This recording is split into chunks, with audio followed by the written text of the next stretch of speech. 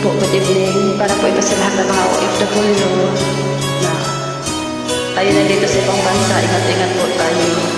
Dahil kahit mali nila, tayo pa rin ang haasura dahil ang batas nila. Bakit ba ang naging wakas ng buhay ko ito? Muling hindi ko nagawa, bakit nga ba ako? Kamatayan ang katumbas sa sanang di ako. Katarungan, bakit ba ganito?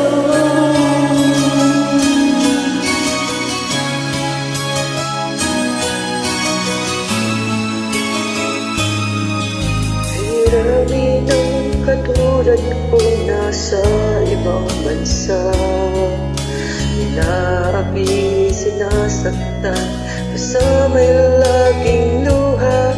Marahil nga ay di kami tanging pinagpala ng may lalang dito sa balat ng luha. Sino mapala? Sino ang kaawa-awa? Kami bang halos ang buhay ay inaaral sa bansa? Bagong bayani ng sandata ay luha.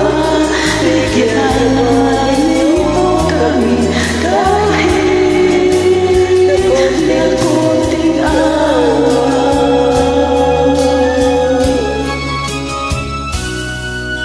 Mayroon pa bang naghihintay sa mga katulad ko?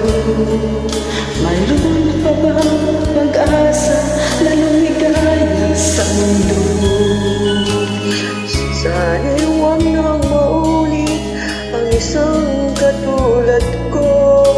Ang sana ng iba'y tinubos ko.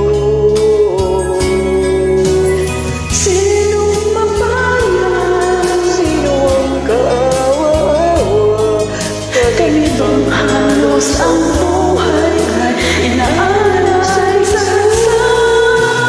Bagong bayani ng sandata ay luha.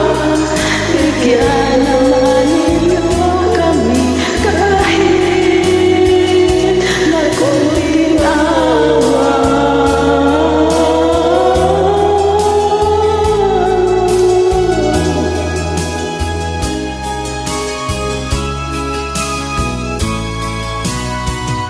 Bagong bayani ng sandata ay luha.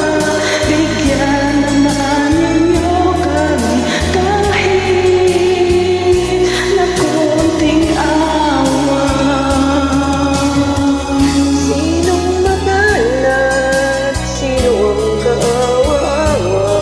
Kami pang halos ang buhay dalay sa bansa.